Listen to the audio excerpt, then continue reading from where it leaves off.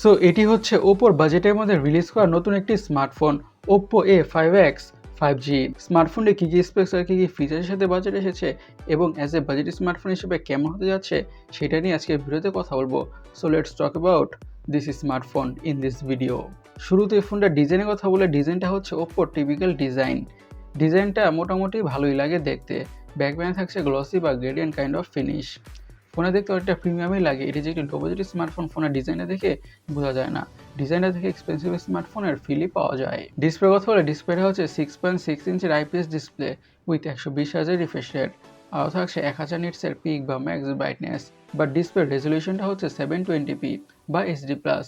আচ্ছা, HD+ panel হওয়ার কারণে খুবই কাছ থেকে কন্টেন্ট ওয়াচ করার সময় কিছুটা তো শার্পনেসের ঘাটতি লক্ষ্য করা যাবেই, দ্যাটস ফর শিওর বা অবভিয়াস। বাট মিনিমাম ডিস্টেন্স থেকে বা ঠিকঠাক দ্রুত থেকে কন্টেন্ট ওয়াচ করলে তেমন একটু বেশি শার্পনেসের ঘাটতি লক্ষ্য করা যাবে না।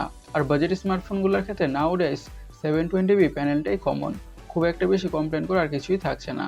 এই প্যানেলেতে মিনিমাম ডিস্টেন্স থেকে ইউটিউব ভিডিওস দেখে, মুভিজ দেখে, সিরিজ দেখে, যে কোনো কিছু দেখে মোটামুটি ভালোভাবে এনজয় করা যাবে।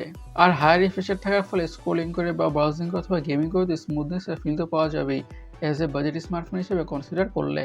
এখন ফোনটির হার্ড অথবা চিপসেট নিয়ে কথা বলা যাক। ইউজ করা হয়েছে মিডিয়াটেক ডায়মেনসিটি 6300।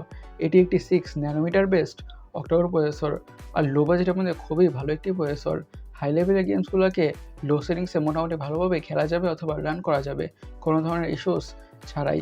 এবং day to day regular task, social media using, switching between apps, multitasking, you name it, যে কোনো ধরনের টুকটাক কাজে ফোনটা ইজির সাথে বা ব্যাটারি স্মুথভাবে হ্যান্ডেল করে ফেলবে। ফোনের পারফরমেন্স থেকে খুব একটা বেশি ডিসঅ্যাপয়েন্টেড হতে হবে না। যারা টুকটাক হেভি ইউজার্স আছেন তারা এই ফোনটার উপর মোটামুটি ভালো প্রেশার দিতে পারবেন। বাট তার মানে এই না যে ফোনটার উপর খুব বেশি এক্সট্রিম লেভেলে প্রেশার দেওয়া যাবে। তখন ফোনে থেকে অবশ্যই বা অবভিয়াসলি ল্যাগের ইস্যু অথবা হ্যাংয়ের ইস্যু ফেস করতে হবে, দ্যাটস ফর শিওর আর অবভিয়াস। ফোনটির র্যাম এবং স্টোরেজ ভেরিয়েন্টসের কথা বলি, একটি ভেরিয়েন্টে পাওয়া যাবে 4GB র্যাম 128GB স্টোরেজ। এখন ফোনের অপটিক্স বা ক্যামেরাকে নিয়ে কথা বলা যাক। স্মার্টফোনকে দেখলে মনে হয় যে ইউজ করা হয়েছে ডুয়াল ক্যামেরা, বাট অ্যাকচুয়ালিতে কাজের সেন্সর হচ্ছে একটি। 32 মেগাপিক্সেলের প্রাইমারি সেন্সরটাই হচ্ছে কাজের, আর অ্যাপারচার হচ্ছে f1.9 এবং সাথে থাকছে অটো ফোকাস। আর ফোনটা ইউজ করা হয়েছে 5 মেগাপিক্সেলের সেলফি ক্যামেরা।